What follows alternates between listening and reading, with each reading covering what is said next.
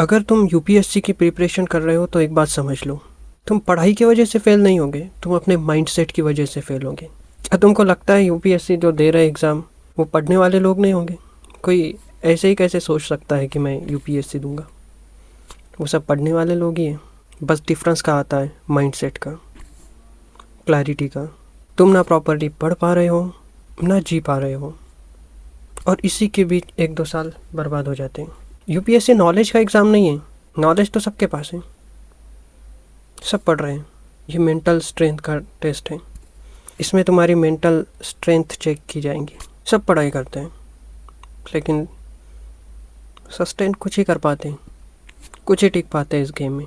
शुरुआत तो सब यही सोच के करते हैं कि फर्स्ट अटेम्प्ट में उड़ देंगे, क्रैक कर लेंगे।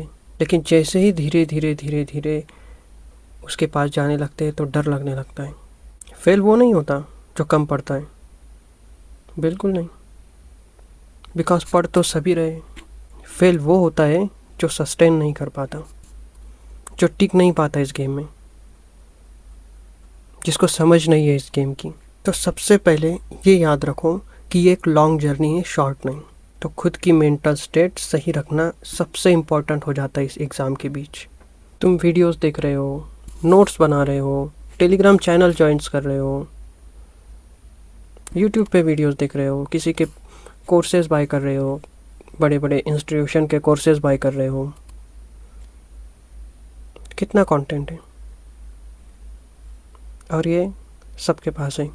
इसलिए 1000 जगह अपना दिमाग मत भटकाओ, अपना दिमाग एक जगह लगाओ, किसी एक कंटेंट पर, चाहे खुद का हो चाहे एनसीईआरटी बुक से लो, लेकिन एक ही कंटेंट उठाओ। सबको मत पढ़ो, सबके पढ़ने के चक्कर में डिस्ट्रैक्ट हो जाते हैं। और ये सब Telegram channel, YouTube channel, premium courses, ये सब बाय करने से प्रोडक्टिव फील होता है, फीलिंग आती है सिर्फ, तुम प्रोडक्टिव नहीं हो। प्रोडक्टिव होना और प्रोडक्टिव फील करना, ये दोनों अलग अलग चीज़ें हैं। Because learning is not equal to watching. तुम क्या देख रहे हो, कितना कंटेंट देख रहे हो, कितने यूट्यूब पे वीडियोस देख रहे हो, कितने मैराथन्स देख रहे हो, कोई फ़र्क नहीं पड़ता। कितने बुक्स पढ़ रहे हो, कोई फ़र्क नहीं पड़ता। आउटपुट इम्पॉर्टेंट है। Notes is not equal to understanding. सिर्फ नोट्स बना रहे हो इसका बिल्कुल मतलब नहीं है कि तुमको सब पता है, सब आता है, तुमको समझ आ गई कॉन्सेप्ट, बिल्कुल नहीं। नोट्स बनाना, हाइलाइट्स करना, ये एक अलग चीज़ है, और समझना एक अलग चीज़। नोट्स बनाने से, हाईलाइट करने से सिर्फ लगता है कि हम प्रोडक्टिव है। हर किसी का तरीका अलग हो सकता है, लेकिन इन चीज़ों में ज़्यादा उलझे नहीं। या तो देखो, लोग बोलते हैं स्मार्ट तरीके से स्टडी करो, स्मार्ट तरीके से। तो स्मार्ट तरीका क्या है, ये तो कोई नहीं बताता। स्मार्ट तरीका ये है कि बहुत ज़्यादा कंटेंट पढ़ने से अच्छा थोड़ा कंटेंट पढ़ो, उसको बार बार पढ़ो। एक ही बुक उठाओ, चाहे वो दृष्टि की उठा लो, चाहे विजन की उठा लो, चाहे सानिक्स की उठा लो, किसी की भी उठा लो, लेकिन उसी को पढ़ो। सानिक्स ऑलरेडी बहुत बड़ा काम बहुत छोटे तरीके से करके दे रहा है, और वो भी प्रॉपर करके दे रहा है। आपको नोट्स मिल रहे हैं, हैंड रिटन नोट्स मिल रहे हैं, आपको खुद क्यों बनाने फिर? अगर किसी ने 4 साल 5 साल कई साल उसमें लगाए है यूपीएससी में, और वो नोट्स प्रिपेयर करके दे रहा है, तो जाहिर सी बात है तुमसे तो बेहतर ही नोट्स होंगे उसके। उसको पता होगा क्या पढ़ना है, क्या नहीं पढ़ना है, क्या छोड़ना है। और सानिक्स पर यही किया जा रहा है, नोट्स बना के दिए जा रहे हैं शॉर्ट्स में। लेकिन शॉर्ट मतलब वो बुक में जो भी है उसमें का एक पॉइंट भी नहीं छूटा, एक पॉइंट भी नहीं छूटना चाहिए ऐसा, और सब समझ में आ जाना चाहिए कम टाइम में, स्मार्ट तरीके से, वो भी फ्री में। कितनी बड़ी बात है। आज से पहले स्टूडेंट्स को ये नहीं मिल पाता था, को खुद से बनाना पड़ते थे, लेकिन आज ये पॉसिबल हो पा रहा है, तो इसका फ़ायदा उठाओ। ये आपके फ़ायदे के लिए है। मेरा काम है आपको राय देना। मैं राय दे रहा हूँ बस। आपको जो पढ़ना है पढ़ो, जो बस कोई भी एक ही पढ़ो, एक, किसी भी क्लास का, किसी का भी, लेकिन एक बार देख लेना क्या अच्छा है, क्या गलत है, किस में बहुत ज़्यादा है। क्या आप सिर्फ पढ़ने में ही तो नहीं उलझे रह जाएंगे, सिलेबस कवर भी होगा या नहीं होगा। और फिर कोई एक उठा लेना, उसी को पढ़ना, चाहे फिर वो दृष्टि हो, सानिक्स हो, विजन हो, कोई भी हो।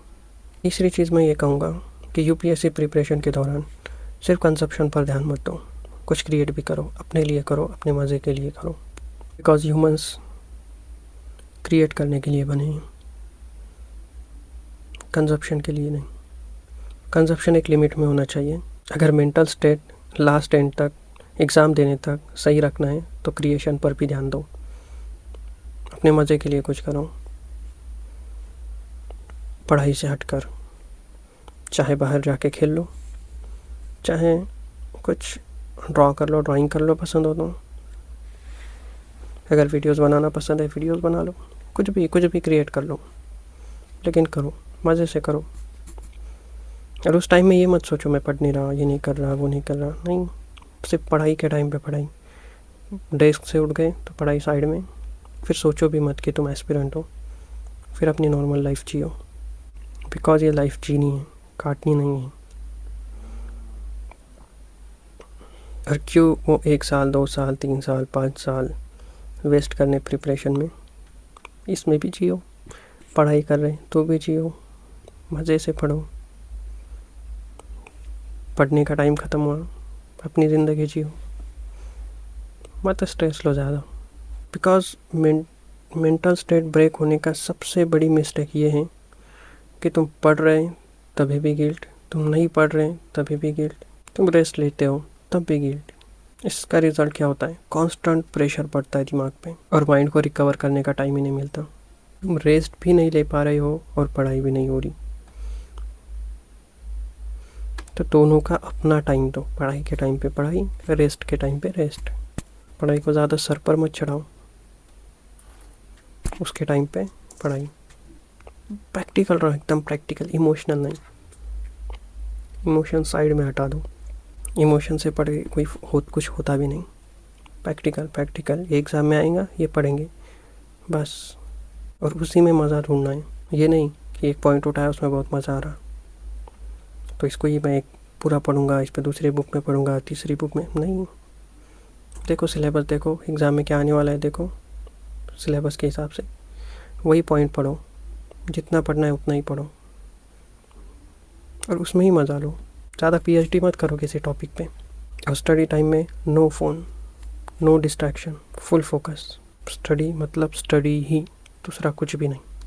और फ्री टाइम में नो गिल्ट, लाइव ज़िंदगी जियो अपनी। ये रिग्रेट मत करो कि मुझे पढ़ना चाहिए, जियो ज़िंदगी, ये सबसे इम्पोर्टेंट है। तुमको क्या लगता है बर्नआउट होता है तो पढ़ाई से होता है? नहीं, बर्नआउट पढ़ाई से नहीं होता, बर्नआउट होता है ओवर थिंकिंग से। तुम प्रेजेंट में हो ही नहीं, सोचते जा रहे हो फ्यूचर फ्यूचर फ्यूचर। अरे प्रेजेंट में रहो, आज का सोचो। अब तुम पढ़ाई से नहीं थक रहे, तुम पढ़ाई के थॉट से थक रहे कि पढ़ना है पढ़ना है पढ़ना है। क्या पढ़ना है? पढ़ाई के टाइम पे पढ़ाई करो ना, बाकी टाइम पे क्या है। और पढ़ाई को बोरिंग मत बनाओ, इंटरेस्टिंग बनाओ। क्यूरियोसिटी डेवलप करो कि ये कैसे हुआ, ओह ये कैसे, अच्छा ये ऐसे हुआ। एकदम स्टोरी की तरह स्टोरी बना लो, उसको कनेक्ट कर लो, एक सब सब सब सब कनेक्ट कर लो स्टोरी की तरह।